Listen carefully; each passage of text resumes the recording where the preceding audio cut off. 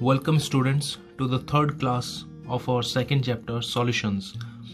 तो कल की क्लास में हमने हेनरीज लॉ पढ़ा था and according to Henry's law किसी भी कंपोनेंट का वेपर फेज में जो पार्शियल प्रेशर होगा वो उसके सॉल्यूशन फेज में मोल फ्रैक्शन के डायरेक्टली प्रोपोर्शनल होगा और ये हेनरीज लॉ था। और हेनरी लॉज की कुछ एप्लीकेशंस हमने पढ़ी, फॉर एग्जांपल बैंड्स, एनॉक्सिया, इस तरीके की कुछ टर्म्स को हमने देखा था।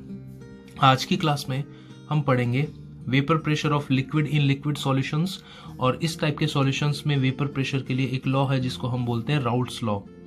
ये इंपॉर्टेंट है, यहाँ से क्वेश्चन जो है वो जरूर से बनते ही हैं।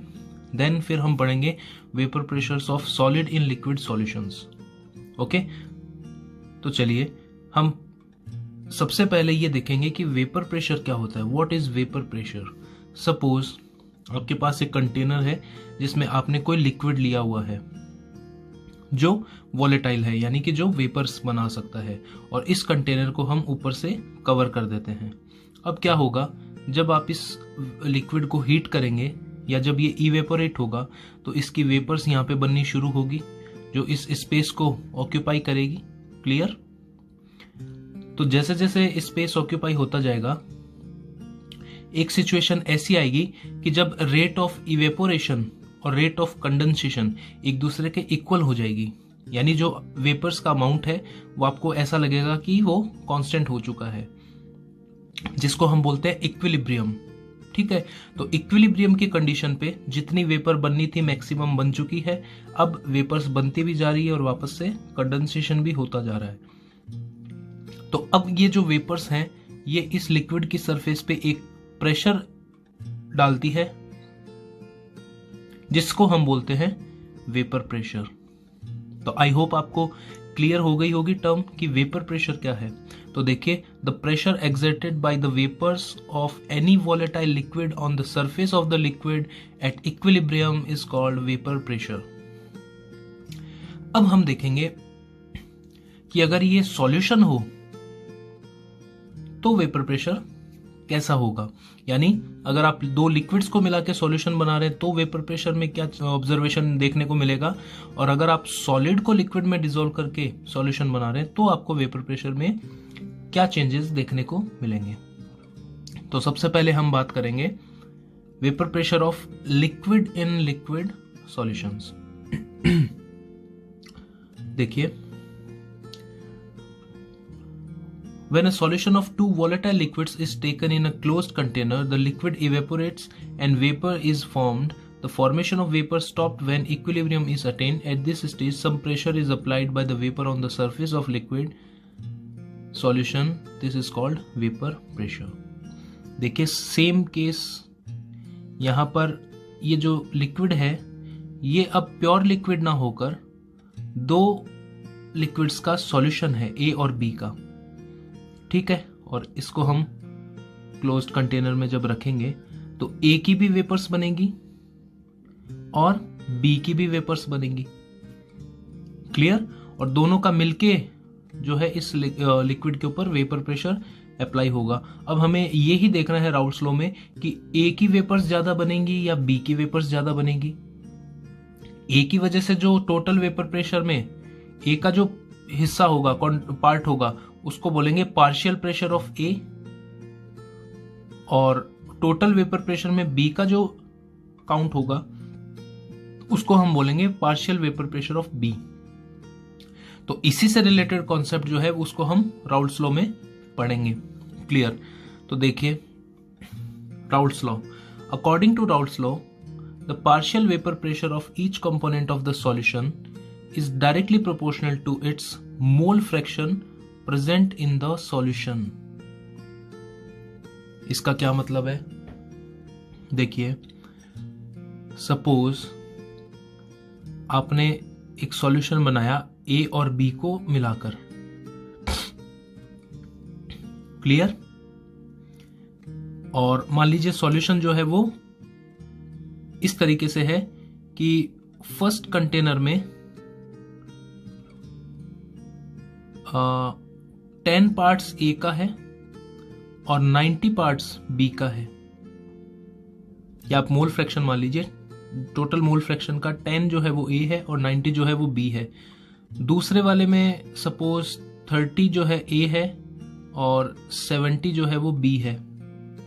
तीसरे वाले में मान लीजिए 50-50 है मोल्स का रेशियो, और फोर्थ वाले में मान लीजिए 70 A है और 30 जो है वो B है।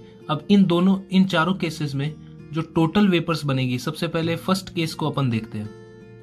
तो यहाँ पे A का अमाउंट कम है, B का अमाउंट ज्यादा है, तो B की जो वेपर्स हैं वो ज्यादा अमाउंट में बनेंगी। क्लियर? फिर इक्विलिब्रियम पे क्या होगा, वेपर्स अपने लिक्विड की सरफेस पे प्रेशर डालेगा, वो टोटल प्रेशर सॉल्यूशन का प्रेशर हो गया। उस टोटल प्रेशर में से ज्यादा प्रेशर किसकी वजह से होगा, बी की वजह से होगा, क्योंकि बी की वेपर्स भी ज्यादा बनी है। ओके, सेकंड केस में देखिए 30 ए पार्ट्स एंड 70 जो है वो बी का पार्ट है, तो टोटल वेपर प्रेशर में बी का कंट्रीब्यूशन ज्यादा होगा क्योंकि बी की वेपर्स ज्यादा बनेंगी। देन यहां पे जो वेपर प्रेशर है वो इक्वल होगा, एंड यहां पर जो है वो उसी हिसाब से ए का जो वेपर प्रेशर है वो ज्यादा होगा। अब देखिए यहां पर एक चीज और, जो ए और बी है दोनों अलग अलग लिक्विड्स हैं। आप जानते हो कोई लिक्विड ज्यादा वोलेटाइल होता है, कोई लिक्विड कम वोलेटाइल होता है। सपोज वाटर है और आपका पेट्रोल है, तो पेट्रोल की वोलेटिलिटी ज्यादा है। तो यहां पर प्योर ए का और प्योर बी वेपर प्रेशर कितना है, उस वैल्यू पे भी टोटल वेपर प्रेशर में उनका कंट्रीब्यूशन डिपेंड करेगा। ठीक है, तो देखिए राउल्ट्स लॉ को अपन समझते हैं। मान लीजिए सॉल्यूशन ऑफ कंपोनेंट 1 एंड 2, आपने एक सॉल्यूशन बनाया कंपोनेंट 1 और 2 से, हम ए और बी बोल रहे थे, 1 और 2 बोल रहा है, and their mole fraction is x1 and x2। तो जो पार्शियल वेपर प्रेशर होगा कंपोनेंट 1 का, वो डायरेक्टली प्रोपोर्शनल होगा उसके मोल फ्रैक्शन के, जो कल ही हमने हेनरीज लॉ में पढ़ा था। Clear? Pressure is directly proportional to the mole fraction.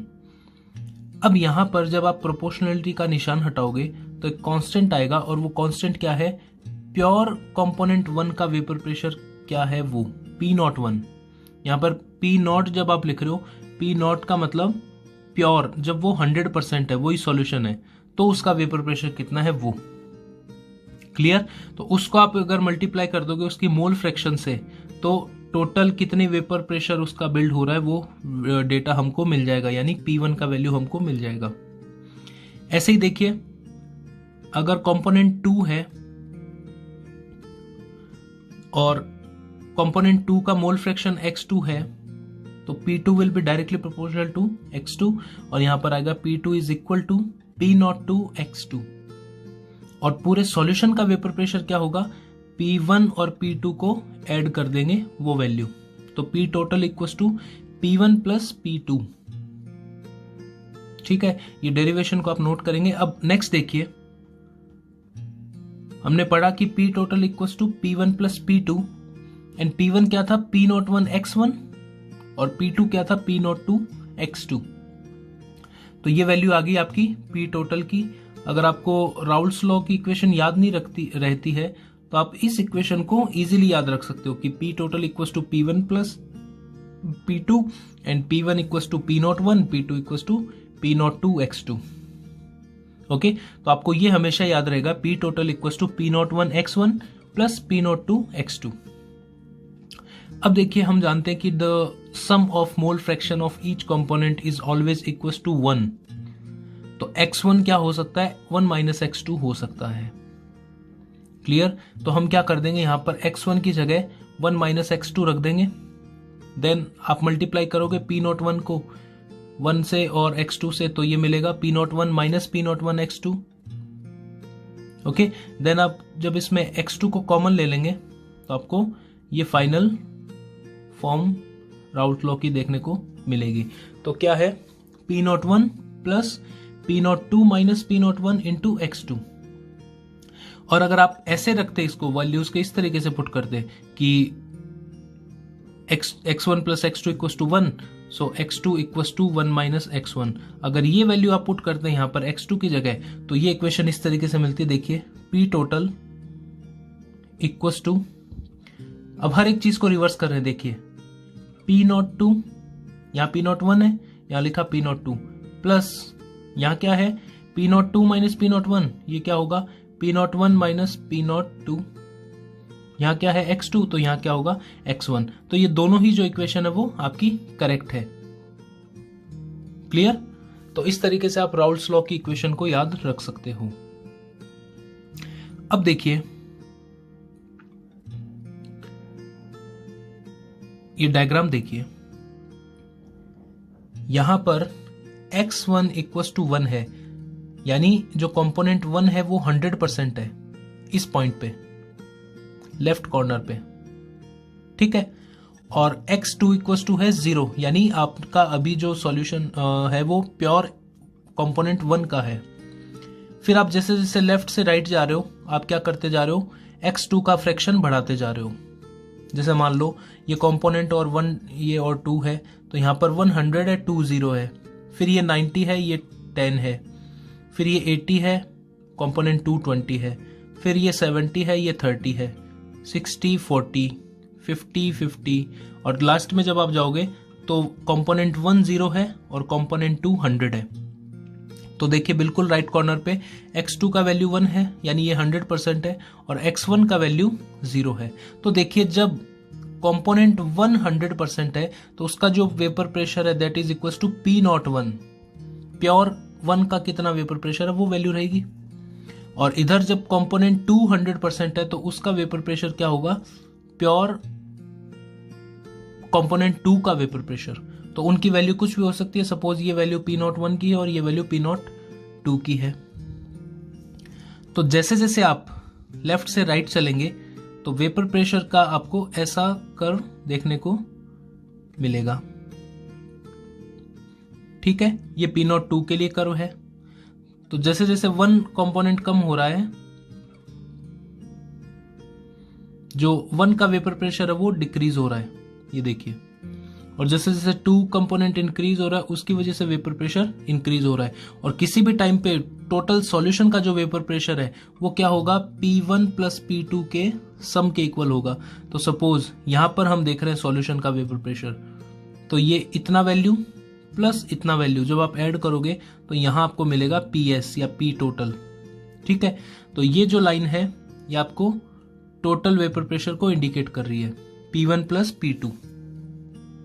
तो ये ग्राफ बहुत ही इंपॉर्टेंट है, एग्जाम में पूछता है, और ये ग्राफ को कैसे इंटरप्रेट करना है मैंने आपको बता दिया है। एक बार आप फिर से इसको रिपीट करके सुन लीजिए और इस ग्राफ को जो है वो आप ड्रॉ कर लीजिए, आपको इजीली समझ में आ जाएगा। ओके, अब देखिए एक और चीज हमको देखनी है कि अगर मोल फ्रैक्शन कंपोनेंट 1 और 2 का वेपर फेज में, अभी तो हम क्या बात कर रहे थे सॉल्यूशन फेज में x1 और x2, अब हम बात कर रहे हैं वेपर फेज में। So if the mole fraction of component 1 and 2 in vapour phase is y1 and y2, तो P1 क्या होगा, y1 इंटू P टोटल, यानी टोटल वेपर प्रेशर अगर 100 है और उसमें कंपोनेंट 1 का मोल फ्रैक्शन मान लीजिए 0.5 है और कंपोनेंट 2 का वेपर मोल फ्रैक्शन 0.5 है, तो 100 में 50 वेपर प्रेशर 1 की वजह से होगा और 52 की वजह से होगा, यानी 0.5 इंटू 100 और 0.5 इंटू 100 यह कंपोनेंट 1 और 2 का वेपर प्रेशर होगा। तो देखिए P1 is equal to y1 into P total and P2 equal to y2 into P total. तो यहां से आप इनकी मोल फ्रैक्शंस भी निकाल सकते हो। मोल फ्रैक्शन क्या होगी, कंपोनेंट 1 का वजह से vapour pressure divided by total vapour pressure. ये कंपोनेंट 1 की मोल फ्रैक्शन होगी वेपर फेज में, सॉल्यूशन फेज में नहीं। सॉल्यूशन फेज में मोल फ्रैक्शन पुराने वाले राउल्स लॉ की इक्वेशन से ही निकलेगी। देन कंपोनेंट 2 का वेपर फेज में मोल फ्रैक्शन होगा P2 by P total. I hope आपको ये राउल्स लॉ और वेपर फेज में मोल फ्रैक्शन y1 और y2 का कॉन्सेप्ट क्लियर हो गया होगा। अब देखिए क्वेश्चन देखते हैं। इस क्वेश्चन में जितने भी पॉसिबिलिटीज हैं वो सारी इंक्लूडेड हैं। क्वेश्चन क्या है, गौर से इसको पढ़िए। Vapour pressure of chloroform and dichloromethane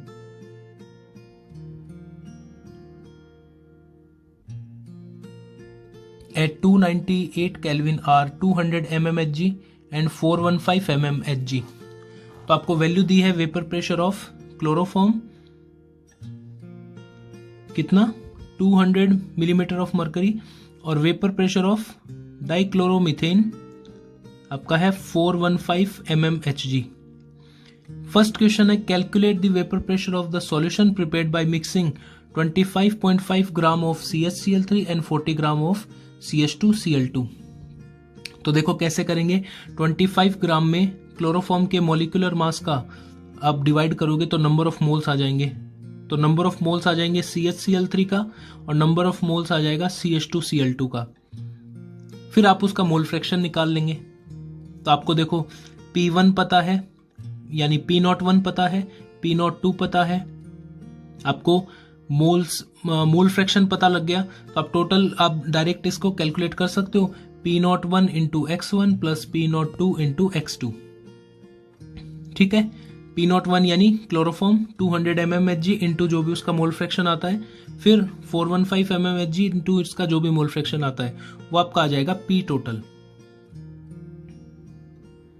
okay, तो देखिए यहां पर P टोटल आपका आएगा 347.9 mmHg। ये आप कैलकुलेट जब करेंगे तो आपको वैल्यू मिल जाएगी, आप खुद से करके देखेंगे। अब देखिए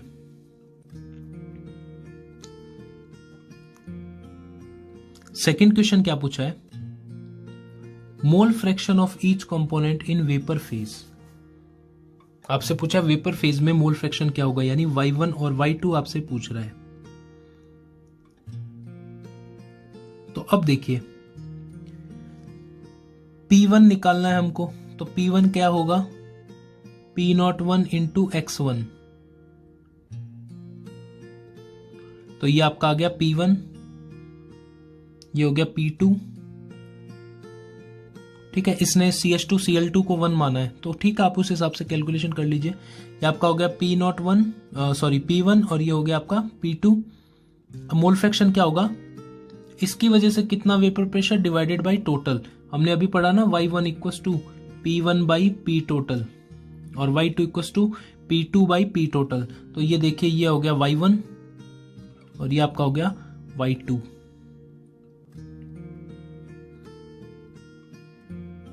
तो इस क्वेश्चन ये आप अच्छे से देखिए, और इसी टाइप के और क्वेश्चन आपको आपकी बुक के अंदर मिलेंगे। बुक अगर आपके पास नहीं है तो जो सॉल्यूशन चैप्टर का पार्ट 1 है, जो फर्स्ट क्लास है, उसके डिस्क्रिप्शन में मैंने एक लिंक दिया हुआ है, वहां से आप PDF को डाउनलोड कर सकते हैं। ओके, अब देखिए हम बात करते हैं सॉलिड इन लिक्विड सॉल्यूशंस की। अब देखो जब भी आप लिक्विड में लिक्विड मिक्स कर रहे थे तो दोनों वोलेटाइल थे, लेकिन अब जब आप लिक्विड में सॉलिड को मिक्स करोगे तो आप जानते हो सॉलिड तो वेपर बनाएगा नहीं, और जो सॉल्वेंट है उसकी भी वेपर सब कम बनेगी। इस डायग्राम में देखिए ये प्योर सॉल्वेंट था तो इसकी जो वेपर्स है वो ज्यादा बन रही थी, या जितनी बननी चाहिए उतनी बन रही थी। लेकिन जैसे ही आपने सॉलिड सॉल्यूट को मिक्स किया तो सरफेस के ऊपर सॉलिड सॉल्यूट जो है सरफेस को ब्लॉक कर देते हैं, और आप जानते हो इवेपोरेशन कहां से होता है, सरफेस पे जो मॉलिक्यूल है वहां से होता है। तो कंपेरेटिवली अब जो वेपर्स है वो कम बनेगी, और वेपर्स जब कम बनेगी तो वेपर प्रेशर भी डिक्रीज होगा।